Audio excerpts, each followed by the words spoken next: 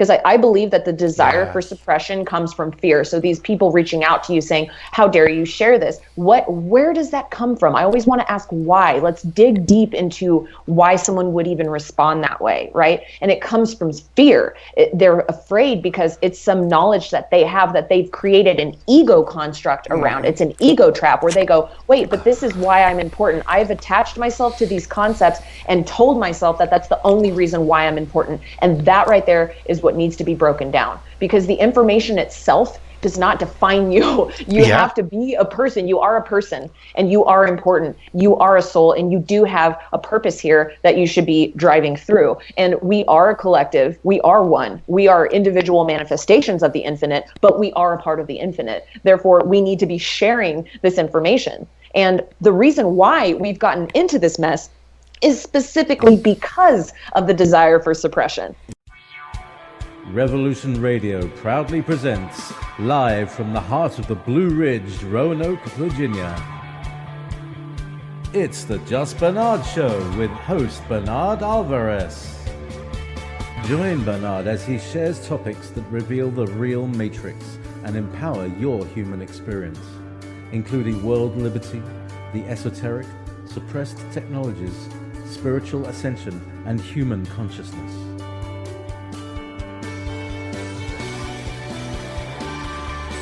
Humanity has awakened, and our time has come to realize our full potential.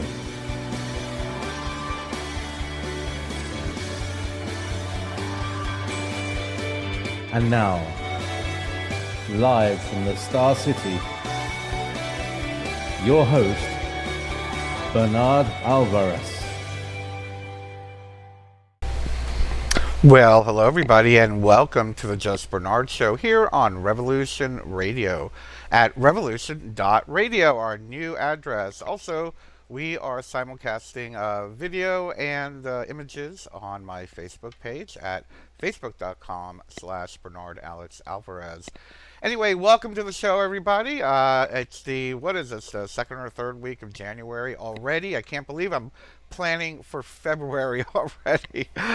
Anyway, we've got a great show for you today. I'm really looking forward to speaking with Teresa Yanaros, who is going to be joining us in just a few moments. And we're going to be talking about magic. We're going to be talking about activism. We're going to be talking about UFOs, about out-of-body experiences. Basically, everything that I always talk about. So I'm really looking forward to talking with her today. So let me tell you a little bit about my guest who is joining us today for the hour.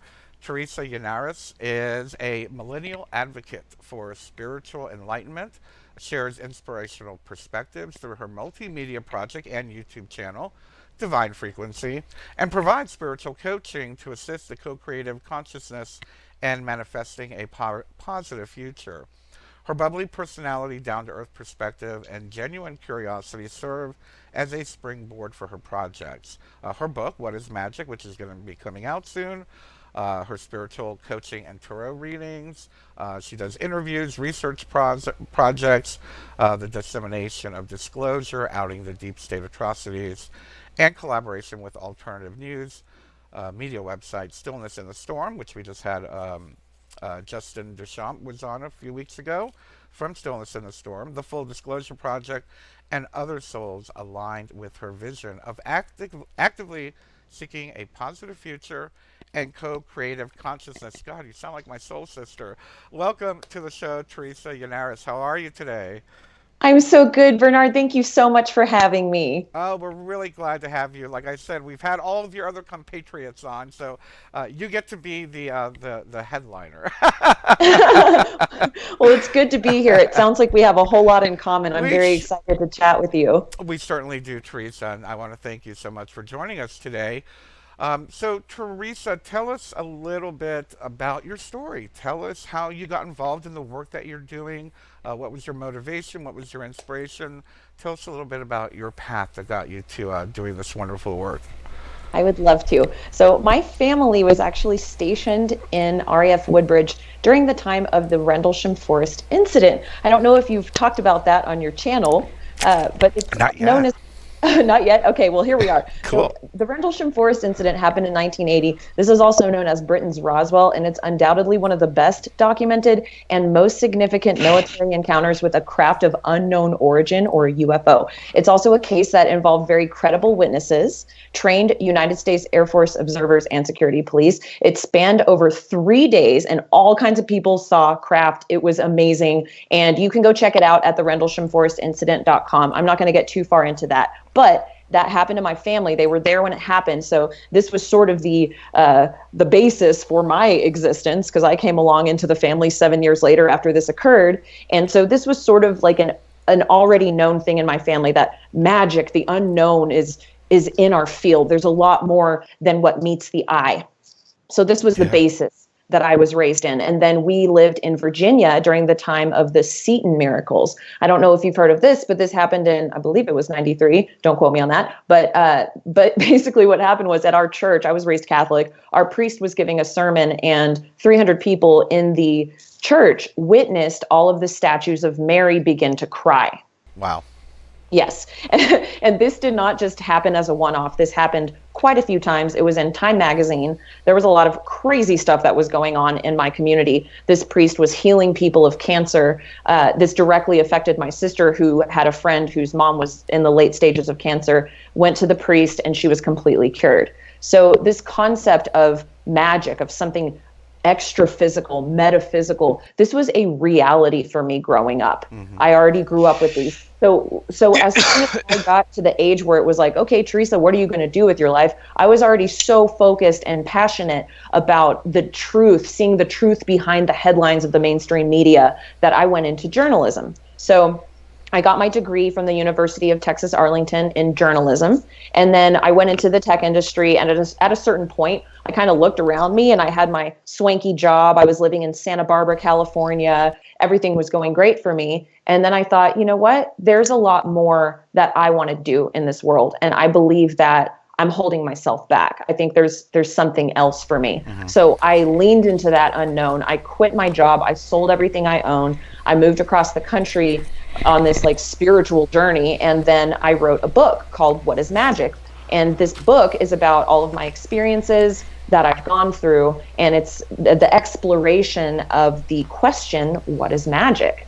And so after I wrote that book, I started a YouTube channel so that I could start connecting with souls like yourself and your listeners and other curious people in the world that are trying to figure out what this is all about, what this experience is all about. And as soon as I started talking about aliens, that's when everything kind of took off for me. I was talking about spiritual concepts like astral projection and the collective consciousness, which is super interesting to me. And it was when I pivoted and started talking about aliens that everyone started to get really interested and started emailing me. And so I started going to conferences, and now I'm speaking at conferences about magic and things that are empowering, bringing this down to a practical space where we can use our power to create what we want to create. So that's where I am now. And so I'm about to actually publish What is Magic in the next couple of weeks.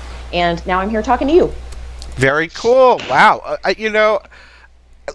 We have got to talk a little more offline. Your story is almost identical to mine, I'm telling you. No way! That's so cool. I went through the same thing back in the mid-2000s. I leaned into this work, sold everything, threw away everything, and moved to Virginia. Wow. And wrote a book. No way! That is so cool. Lots of parallels. And what I find very interesting, Teresa, is that not only yourself and myself went through these parallel experiences, many other people in doing the work that we're doing seem to have very similar stories to tell. And I think that's what I find really fascinating about this work. It's almost as if, and I don't want to get too new agey fluffy bunny, but the light worker rainbow tribe is really manifesting, it seems. It's really cool.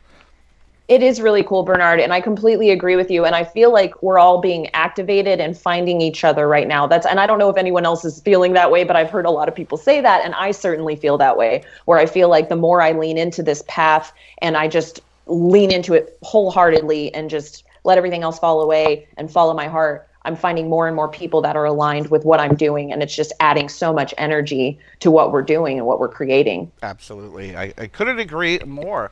With that being said, I don't know if we were talking a little bit about downloads before the show, and I don't know, this is just a personal thing that's going on with me. The last few weeks, maybe after the new year, after the full moon of the new year, I have been receiving major dumps, like information dumps. And I can't help but notice online, in the online spiritual community, a lot of people seem to be shifting their awareness. They seem to be more connected. It's almost as if we're going through a renaissance of what happened back in 2002, 2006, 2007, when we had this like spontaneous awakening happening. It looks like more and more are doing it as well now, starting this year. I don't know if you noticed that. I totally agree with you. And that's very synchronistic that you bring up 2006, 2007, because I was just talking with some friends yesterday that seemed like a huge catalyzing period in time for the awakening community. A lot of people were waking up to what they needed to be doing then. And I do agree that in the last, I will say since the eclipse actually at the end of August, people have been receiving an insane amount of information downloads. Yeah. And what I mean by that, or how I would describe that, is that when you open your mind to the universe, you can receive insights that you're able to pull from either your higher self or other places, your guides, or whatever these higher dimensions are, and it funnels down into your conscious frame of reference, and you feel it. You can feel the information coming into your brain, and then at a certain point, that information is unlocked, and then you have access to that information. And I would love to tell you my story of the first time that I received a very intense download. And this is actually in my book, What is Magic? And you can learn all about it there. But I wanted to share this because I would love to hear your thoughts on this. Yes, by all means, please do. Share with us what's going on. So when I was 18 years old, I'm 30 now. When I was 18 years old, my cousin died. He was also 18. He died of a drug overdose. And I went to Florida to his funeral. This was obviously a very traumatic event for me. And he was a drummer. He was a musician. He had a piano. We would tinker around on the piano together, but I never really played piano or anything. And I took like a lesson, I think, for like maybe 2 weeks when I was like 6 or 7, but that was it. So I didn't really play piano, and that's important to the story. After his funeral, went to his house and I sat down at his piano, and I felt overcome with his spirit. I could feel him. I could sense him there with me. And there were a lot of people there at the house. It was after the funeral. People are walking around in the kitchen, eating food, talking, conversing, crying, coming in and out, that kind of thing that exists at a funeral. And I feel my cousin's spirit, and I just put my hands on the piano and I start playing a song. And to this day, I can play this song, but it was like I was receiving this download. I don't know if I was writing the song for him or if he was writing it for me, but I was just playing this song for like an hour, and it was like I had downloaded piano, and ever since then I could play piano, and I felt like he was giving me a gift and wanting me to have something that I could go to share what was going on within the stirring of my spirit to get me through hard times. And ever since then, piano has been a crucial part of my soul development. Oh my gosh, I've got goosebumps. That's really amazing. I had a very similar, but I won't go into it. Very similar. My gosh. Isn't that just amazing? And how it just like, it moves through you. It's almost like, have you ever had a dream? Well, you didn't have a dream, you experienced it in real life. But like where you have a dream where you pick up an instrument and you can just play it. I used to have dreams that I could play the violin. I wish I could play the violin. But it was almost like you just stepped into it and just did it, but in 3D real time. And I had a very similar story at the Smith College or Holyoke College cathedral that was empty. I sat down in front of the piano, and the next thing you know, I'm playing the piano in this cathedral. It was amazing. But yeah. Wow. And with the violin thing, it makes me wonder if maybe you're accessing in your dreams a past life where you played violin, and you're in that subtle state where you can access that. The veil becomes a little bit thinner and you can pull up. Yeah. Yeah, and you know what? I want to point out that your story, your anecdote is making a great example of the concept of downloads, the concept of, well, divine frequencies, that everything is available to us. It's just a matter of fine tuning and tapping into that particular, if you want to call it, vibration or frequency, and it's really all there for us, I believe. Absolutely. A word that I've come in contact with recently with talking to my friends about this concept of downloads is synchromystic. I don't know if you've heard this term before, but No, but I like it. Isn't it cool? I just Yeah. think it's like the coolest word ever. But so synchromysticism combines the word synchronicity and mysticism. So as we know, a synchronicity is a coincidence, but with deep significance. So much so that it can hardly be seen as a mere coincidence. Yeah. So usually when you experience a synchronicity, it's coupled with a moment of personal enlightenment, clarity, or great insight. So a shift in consciousness of perceived reality will usually determine one's ability to see an increased number of synchronicities. Isn't that interesting? Yeah, So, no, and that I vibe with that. I like that. yeah, it's really interesting. And so what's cool about the book, What is Magic, when I actually moved to Rhode Island. And this is when I had what I call my Uncle Tom's Cabin experience, where I was like just by myself in a house, writing a book, going through this huge spiritually developing time in my life, which I would love to go into more with you. It sounds like we have hours of chat that we need to have. Yeah. And what happened to me is I started to assess my own belief systems and go, okay, I really need to figure out what I believe in regard to these different types of things. I read a book called Journey of Souls by Dr. Michael Newton. Have you read this book? No, I haven't even heard of it yet. Okay, so Journey of Souls is the reason why it's the catalyst that caused me to write the book, What is Magic? And this book was given to me by my dad. And being raised Catholic, I had no frame of reference for reincarnation at all. And I had left the Catholic Church at a certain point because of some of the discrepancies that I found with my own belief systems in there. But I'm not trashing the Catholic religion because I think there's a lot to be said for it, 100%. And so when I got this book, Journey of Souls, it's about this doctor who would regress patients into past lives. They would go through the death experience, and then he was able to take them through after death and what happens in the spiritual realm before they reincarnate again, which is fascinating. And he did this over 10 years, and he compiled case studies. And then he was able to present this book, Journey of Souls, which tells you what the soul does after you die and before you reincarnate again. Oh my gosh. It's amazing. So Yeah. when I read this book, I started having spontaneous out-of-body experiences. And I didn't even know what an out-of-body experience was. I had never heard of the term astral projection. I didn't know what any of this was. All I knew was in the middle of the night, I'm standing in my room, and there's my body next to me, and there's a silver cord going from my solar plexus down to my body. And I'm like, what is going on here? And yeah, and so these experiences just started to expand for me. And when I got to Rhode Island, I started writing a book. I was maybe 3 pages into the book when I thought, I wonder if I'll continue writing this. I wonder if it'll turn into a book. And what happened is I went to bed that night, and I was visited for the first time in my life that I can remember by a spirit guide, by my spirit guide. I didn't even know anything about spirit guides, but I was specifically visited in a dream that had an enormous effect on me. So much so that when I woke up from this experience, it was like it had totally opened my whole field. And it was like I was downloading. This was like a synchromistic download of the book. I wrote this whole book, 550 pages in 2 months. It was like I was writing frantically. I couldn't stop. Wow, that was going to be my next question, was were you downloading the book? Wonderful. Yeah, so that was crazy. And then I edited it down, though, to where it's like around 400 pages, so it's not that much of a doozy. I took a lot out, but it was very amazing to go 2 months down the road and then look back and go, oh my gosh, I just wrote a book. So I would definitely say it was a download. And I wrote it from beginning to end, and I didn't even have to move anything around. It just flowed out of me. Oh, wow. Fantastic. And how long has the book been out, and where can people find the book?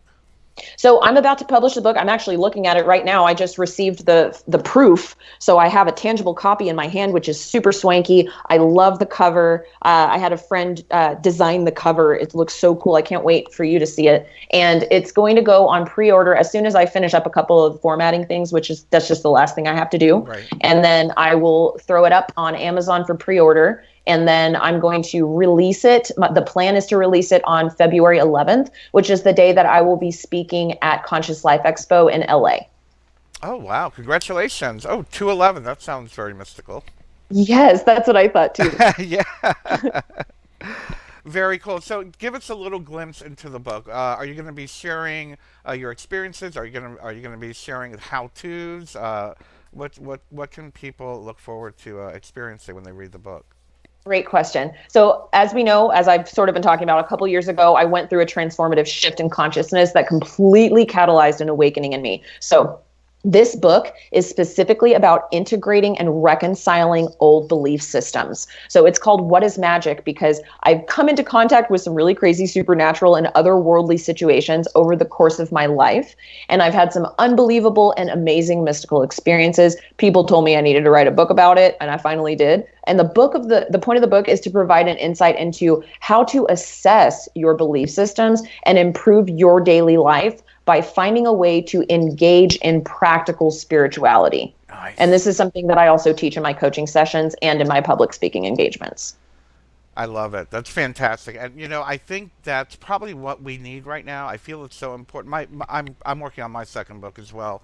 And again, the focus for me is for people to be able to utilize the information in their daily life and to bring it down to a practical daily use method. So I feel that what you're doing is important, especially at this time in our history. I totally agree. I love how much in alignment we are, and I can't wait to read your book. So I think that practical spirituality is like the most important thing, because I think a lot of people will have an awakening and they stumble into all this information and they don't know how to integrate it. They're like, okay, this is all really cool and all of this stuff and ETs and magic and wow, but then it's like, okay, but how do you actually use this information? Yeah. How does this apply to my life? How does this apply to my day-to-day when I wake up in the morning and before I go to bed at night? Absolutely. So what I tell Teresa, people, hold that thought. We've got a commercial break, and we'll be right back after this. Hold that thought, though. Thank you. We'll be right back, everybody. On that. As well, I want to share something with you. I don't know if y'all can, well, those of you that are watching on Facebook, check out my new necklace. This is a really cool, it's one of those glass, I forgot what they call it, Kobachon or whatever. It's a really cool pentacle. And not only is it a pentacle, it's a locket. Check this out. I don't know if you can see. I haven't decided what I want to put in it. I'm thinking I'm going to put like herbs or maybe like a sigil or something like that. But anyway, it's one of my latest, I guess you could call it fundraising hobbies that I'm doing to help fund the show and help fund the work that I'm doing. You can get this really cool pentacle locket at my new Etsy store. It's actually, let me see if I can pull it up here. There it is, my new Bernard Boutique. All those items you see there. If you're watching on Facebook, I've got the locket. I've got a beautiful winged Isis. Got a really cool floating pentagram. I got the triquetra. And more stuff is coming in. I've got a couple more things coming in the next couple of weeks. It's all pretty reasonable. It's barely marked up from my end, but it's just to help fund the work that I'm doing. Anyway, if you like the really cool locket pentagram, you can go to Bernard Boutique at etsy.com/shop/Bernard Boutique. Anyway, so I wanted to make sure I got that in there. I never plugged myself, so I needed to plug myself. And welcome back to the Just Bernard Show here on Revolution Radio at revolution.radio. As well, we are simulcasting live on my Facebook page at facebook.com/Bernard Alex Alvarez. We're speaking with Teresa Yanaros today. And before I bring her back, I just wanted to let everybody know that, yes, Revolution Radio is the #1 listener-supported radio station in the world. If you are at Revolution Radio, please take a moment and make a small contribution if you'd like.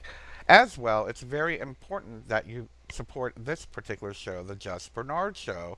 If you would like to do that, I do have a Patreon page. You can go to patreon.com/Bernard Alvarez. Everyone who donates, I think it's $5 a month or more, gets a free download of my book, as well as a bunch of exclusive MP3 classes. I have a curse removal on there, all types of great little gifts for my patrons. So go check it out, patreon.com/Bernard Alvarez. And without further ado, I hope Teresa remembers what we were talking about. Teresa, welcome back to the show. Do you have any idea what we were talking about? Hi, Bernard. How's it going? Good, good. Good. Yes, I do remember what we're talking about. Great. I definitely do. I'm just checking out your Patreon over here. This is pretty swanky. Oh, People need thank to you. go subscribe to this. This is great. Patreon is so cool. I love being able to gain access to exclusive content for people that are doing wonderful free work. You know what I'm saying? Yeah. Amazing Yeah. thing. Well, I appreciate that. Thank So y'all you. go check out on Patreon. Yeah, totally. So we were talking about practical spirituality, and I wanted to touch on, and then I want to bounce this question back to you because I'd love to hear some of your insights too. But so when I give like this intro perspective on how to teach people about practical spirituality, I explain that connecting to source energy and magic is the first step. What's really cool about our community is I think a lot of people have come in contact with this, with synchronicity and manifestation and things happening that they're like, wow, this is so cool. I was just thinking about that and then it happened, or someone called me, these types of things, connecting to that and realizing that you can control things with your thoughts and you have personal power. I think a lot of people have been raised and programmed to have that personal power stripped from them. And then at a certain point in your life, you go through some catalyzing event that wakes you up to your own divinity and you realize that you do have power over your life and your experience. So connecting to that's the first step. The second is figuring out how to bring this into your everyday life.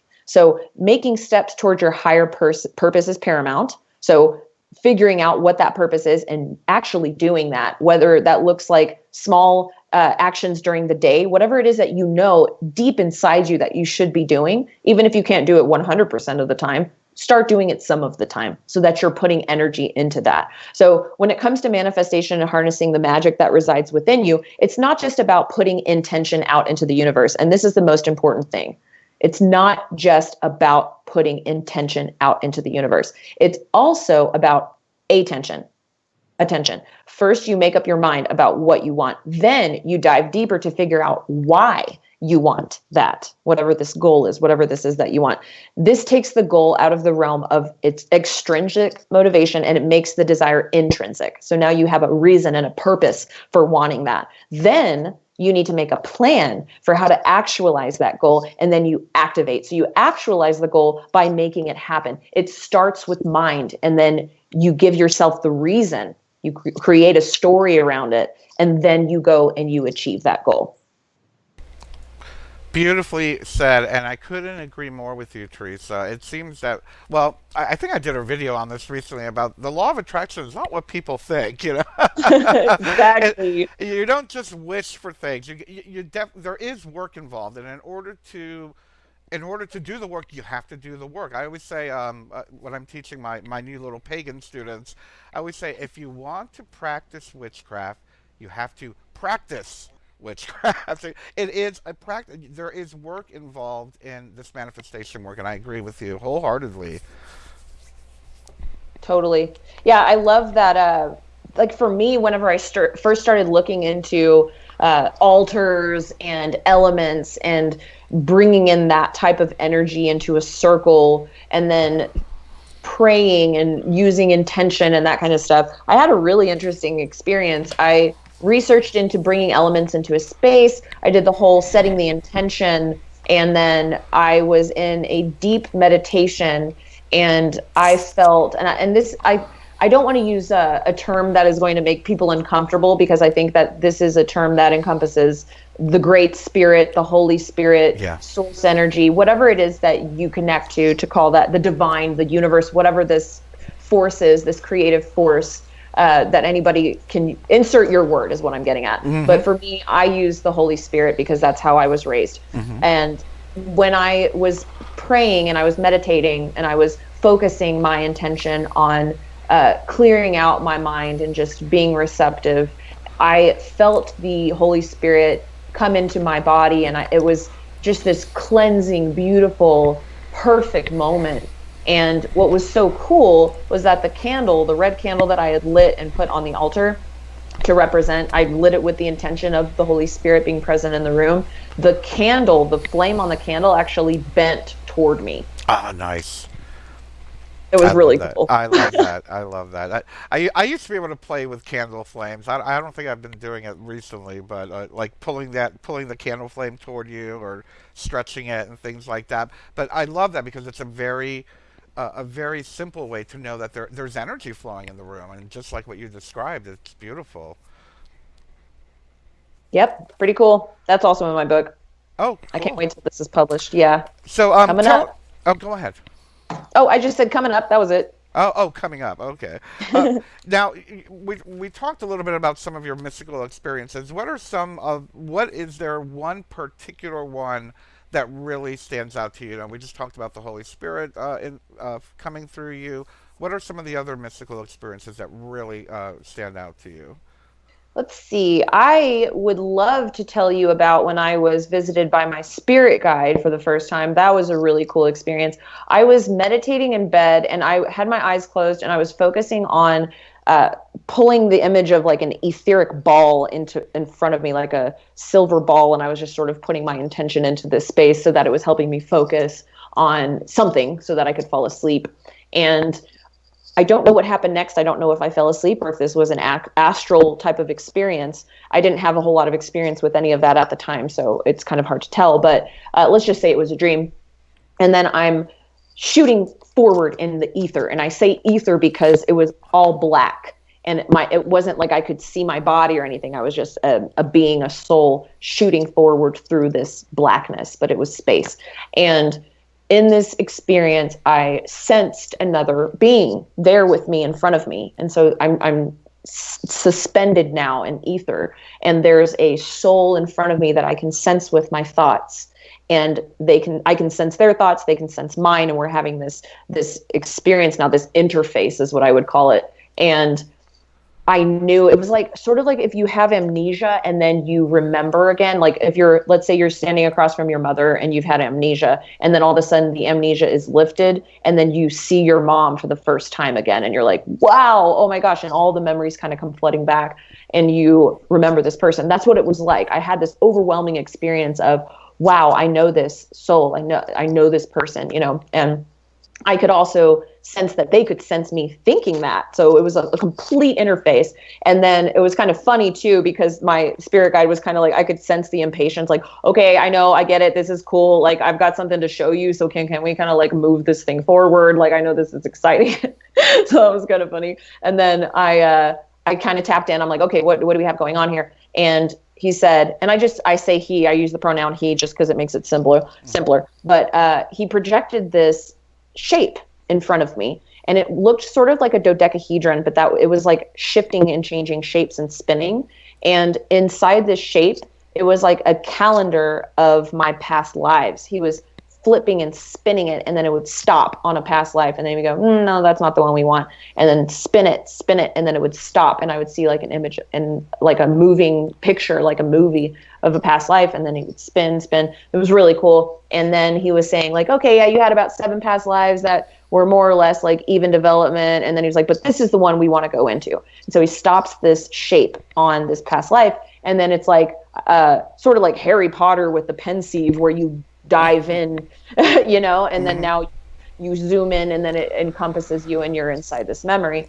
And so I'm standing on a stage in a theater in France, and there are people all around me. And as I move my eyes across these people, I recognize their faces and all of the memories that we have, what we've been through in our lives and laughed about, and all these things come flooding back into my memory as I'm sweeping my vision across the crowd. And so I'm just having this super download, going with our term of download that we've been using. It was like a super download. And so I went through this experience of like this past life, and it had a huge effect on me. And I won't tell the whole story, but yeah, it was amazing. It was something that when I woke up from it, I was so energized, and that was the catalyst that allowed me to just move forward and write this book. So the energy I received in that, and it was like, as I was only page 3 into what I was writing, is what catalyzed me forward to allow me to finish writing it. So it was really cool. That's very cool, and I love those experiences that are life changing. I mean, these are mystical experiences that motivated you into a great path to help everybody.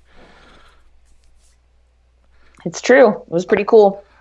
Teresa, now you're also involved in, for lack of the better term, I'll say the truther community. I think that word's been kind of hijacked, but you're one person that I can talk to who is involved in this work, like myself, but also can see it from the mystical, energetic standpoint. There's a quote of mine floating around Facebook saying that the greatest conspiracy of all is the suppression of human consciousness, and for me, that's what it's all about. For me, the truth movement for me is the revealing, revealing whether it be the corruption, the lies, the illusion, the matrix, etc., etc., disclosing UFOs, disclosing how corporations are poisoning us, etc., etc. What is your concept and your association with the alternative media and the truther community? What are your main what's your main motivation there? I love how you describe that. You and I are so much in alignment. It's kind of insane. I just have to say that I love how you describe that. For me, and I'm just going to piggyback off of you, I think a lot of people in this world go about their lives unconsciously. They're going through the motions. They're waking up and they're following their programming, their belief systems that they've been taught, and they're just going through their lives unconsciously. And what's beautiful about the truther community, whatever you want to call this, the awakening community, people who have woken up that have shaken off this fog, they're the ones that have gone, wait a second, I don't want to be unconscious anymore. That's the key. These are the people that have decided, they've made the choice that they're not going to live their lives unconsciously. And what does that look like? That means that you're bringing the truth into your conscious frame of reference. You're bringing your past experiences. You're bringing your potentially limiting belief systems, all of these programs that you've undergone your whole life, all these traumas that you've been through. You're bringing this all into your conscious frame of mind and going, wait a second, I don't want this to control me. I want to be in control of my life. I want to choose to be happy. I want to choose to do what I'm here to do. And people are waking up out of the woodworks right now. I mean, this has been going on for, I don't know, 50, 60 years, but it just since I would say 2000, around then, a shift happened. And then here we are, it's 2018, and people are like, and this is why you're seeing disclosure of UFOs and all kinds of stuff coming into the mainstream. It's trickling down now. Here we are. And I think that this community is only going to grow and grow and grow. We're seeing it at such a fast rate. It's very, very intense. And my passion and what I've known in the fabric of my existence, my entire life, is to uncover this truth, this magic, this reality, the consciousness that you talk about, the suppression of consciousness. Yes, that's the main thing, man. That's what it's all about, And when we dig deeper and we see meaning and we see symbols and we see these archetypes that are in the collective, and we're able to assess this information consciously, and we do it collectively in a group, in a community, and we talk about this stuff together and we decide what these things mean together, then that is when the tides change. We get to now go, wait a second, we're not going to be unconscious as a collective anymore, and we can do this as a community, and that's the key. Yes, absolutely. Thank you for that. That was beautifully stated. Exactly. As I'm listening to you talk, I can't help but think back when I started doing this, when I came out of the truth magic closet, for lack of a better term. There was a time where, God, I've been doing, my YouTube channel has been around since 2006, and I'll never forget the first time I did a video. I think it was like on Wicca or something like that. I was bombarded by people in secret societies, Gardnerian high priestesses, bombarding me with, how dare you share this information? I'm like, no, that is exactly why I need to share this information. If the, I don't want to label, but let's say the more conservative truth people are right about there being quote unquote Luciferian, lunatics running the world, we need to use the same tools to bring out the good of humanity versus suppressing humanity. And that was kind of my reaction when, actually it was a Gardnerian priestess that was really hounding me. You should not be sharing this. This is a secret. I'm like, it can't be a secret anymore. Humanity is evolving to the next level, and this is just one piece of the puzzle. Is to share the mystical, I don't want to use the word the occult. Well, the occult just means hidden. The hidden Right. secret technologies that are available to humanity. And I wonder Yeah. if you've gotten any similar, uh, how shall I say, reaction, people not liking the fact that you're not expressing Judeo-Christian technologies or whatever. What have you had any negative feedback? I've actually had an overwhelmingly positive amount of feedback with regard to what exactly you're talking about, because I've had people come up and say, wow, Teresa, it's really refreshing that you don't care that this is something that you've studied and come up with your understanding about, and you're not holding on to it. You see what I'm saying? Like, Yes, yes. I want to freely, when I have an epiphany, when I have some kind of like aha moment, eureka, I found it. My first inclination is to go, oh my gosh, I have to share this with the world ASAP so that we can all get on the same page. When you see things in a collective way and you're not fear based, because I believe that the desire for Yes. suppression comes from fear. So these people reaching out to you saying, how dare you share this? Where does that come from? I always want to ask why. Let's dig deep into why someone would even respond that way, right? And it comes from fear. They're afraid because it's some knowledge that they have that they've created an ego construct around. It's an ego trap where they go, wait, but this is why I'm important. I've attached myself to these concepts and told myself that that's the only reason why I'm important. And that right there is what needs to be broken down, because the information itself does not define you. You Yeah. have to be a person. You are a person and you are important. You are a soul and you do have a purpose here that you should be driving through. And we are a collective. We are one. We are individual manifestations of the infinite, but we are a part of the infinite. Therefore, we need to be sharing this information. And the reason why we've gotten into this mess is specifically because of the desire for suppression. Yes. So we need to be, I totally agree with you that we need to be kicking that out. Nope, unacceptable. I'm going to go and I'm going to say what I need to say, and I'm going to share what I need to share. And I'm going to expect that other people come back and say, hey, let's improve this way. And then as a community, we can get closer and closer to uncovering what's here, what we have, this beautiful creation that we have so much more to discover about. Yes, yes. Here, here. I couldn't agree more. The what comes to mind, Stephen Mailer from the Comedic School. He came on the show. Well, he's been on the show several times, but one of the first things he said to me in reference to this, which I found extremely fascinating because I didn't know about it, his teacher Hakeem, the wisdom keeper for the Comedic School, was sharing how the reason why, well, not the reason, but a main reason why, and this goes along with what you're saying about that fear, that owning the information, the reason why humanity has been so, well, screwed up, for lack of a better term, is that it started back in ancient Egypt with what they call the Hanut. They were the priesthood, and before this priesthood came along, everything was, egalitarian, agrarian, and the Hanut started selling information, kind of what like the church does now, selling, your entrance into heaven. You had to pay the priest to get a blessing, and they made all the information secret. And we see how religion has used that as a control tool, starting way back then, which is what I find like, wow, this has been going on not just for 2,000 years. We're talking this has been going on for like 5,000-6,000 years, even back in ancient Egypt. And yes, it is now time for everyone to have this information.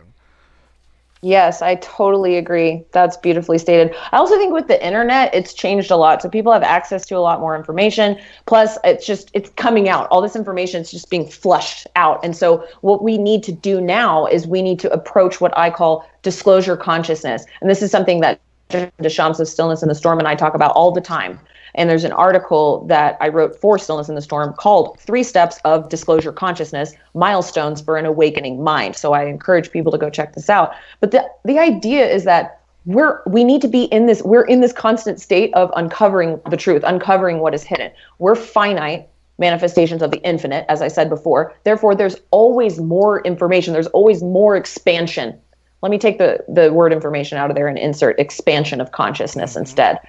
We are always expanding, and even past this human existence, we will continue to expand and expand and expand. Therefore, we need to be in this state of being able to pivot and change our mind when necessary as we are learning more and not becoming static. And that's the key. If we can live our lives in an open, childlike way, become the fool archetype of the major arcana of the tarot, and just constantly be leaning into the magic around us, and in that space of discovery, learn that we can still grow more. There's always room to grow. And it's not in an oppressive way, it's in an expansive, exciting way. That's what I describe as disclosure consciousness.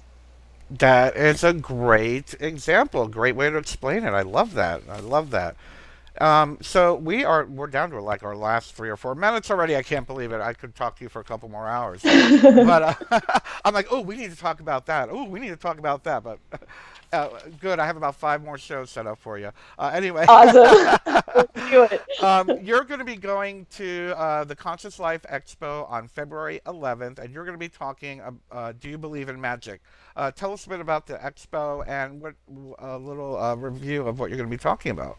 Yeah, I'm super, super excited that I'm going to be talking at Conscious Life Expo in February. I spoke last year. I had a speaking engagement last year, and now this year I'm just exploding with speaking engagements. I've got Conscious Life Expo. I've got 4 more conferences that I'll be speaking at. So I'm going to do my debut. I'm going to be talking about magic, a lot of what we're talking about here, but I want to talk about practical magic. So I'm going to be really anchoring it in for people to assess their experiences. This is what I love to do with my talks. I love to paint a picture that puts people in a meditative space where they're kind of reassessing or assessing their experience, and so that they can gain something very valuable out of the concepts that we're talking about. So I want people walking away from this talk feeling empowered and having practical tips for them for their daily life to connect to the magic that's all around us. So I feel like our talk today, this past hour that you and I have been really uncovering consciousness and magic and connecting to that, is a perfect intro for people interested about going to Conscious Life Expo and seeing me speak live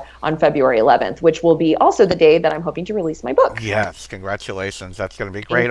Also, you're going to be, we just had Neil Gar on last week. You're going to be speaking at Portal to Ascension in October.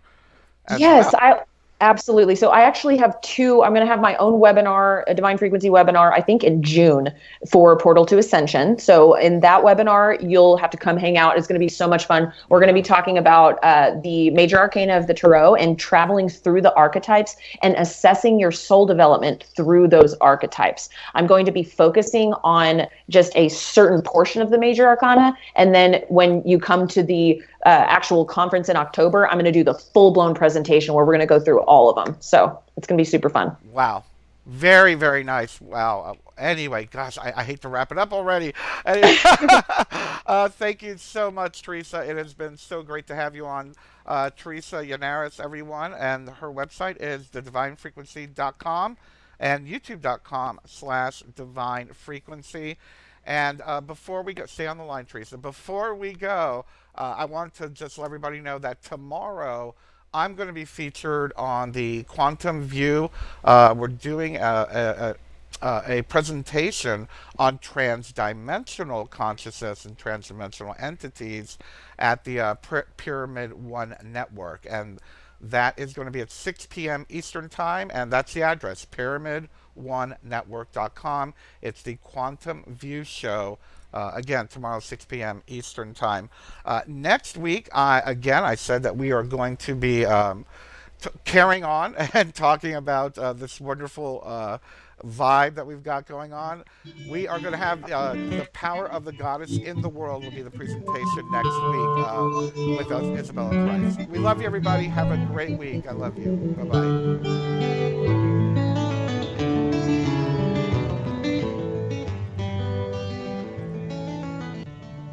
Thanks, everyone. Bye-bye.